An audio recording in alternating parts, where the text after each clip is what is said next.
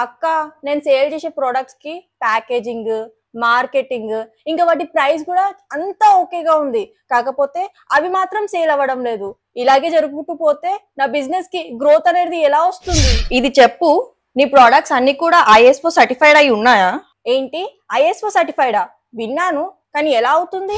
ISO అనేది compulsory ఉండాలి and దీనితోనే మీ ప్రోడక్ట్ అండ్ సర్వీస్ క్వాలిటీ అనేది వెరిఫైడ్ అవుతుంది. అప్పుడే కదా కస్టమర్స్ కి మన మీద ట్రస్ట్ బిల్డ్ అవుతుంది అండ్ వాళ్ళు సాటిస్ఫై కూడా అవుతారు. అచ్చా, ఇప్పుడు అర్థమైంది. ఓయ్, అన్నట్టు ఈ ఐఎస్ఓ ప్రాసెస్ అనేది చాలా ఈజీగా ఉంటుంది అండ్ ఐఎస్ఓ సర్టిఫికేట్ రావడం చాలా తొందరగా వస్తుంది. నేను ఇప్పుడే వెళ్ళి ఐఎస్ఓ సర్టిఫికేషన్ కోసం అప్లై చేసుకుంటా. బట్ ఇది ఎక్కడ and ఎలా అప్లై చేసుకోవాలి? ఏంటి, మీకు కూడా ఐఎస్ఓ సర్టిఫికేషన్ ఎలా అప్లై చేసుకోవాలో తెలీదా? అయితే మీరు స్క్రీన్ పైన ఉన్న నెంబర్స్ కి కాంటాక్ట్ అవ్వండి. మా ఎగ్జిక్యూటివ్స్ ద్వారా పూర్తి వివరాలు తెలుసుకొని ఐఎస్ఓ సర్టిఫికేషన్ ని అప్లై చేసుకోండి.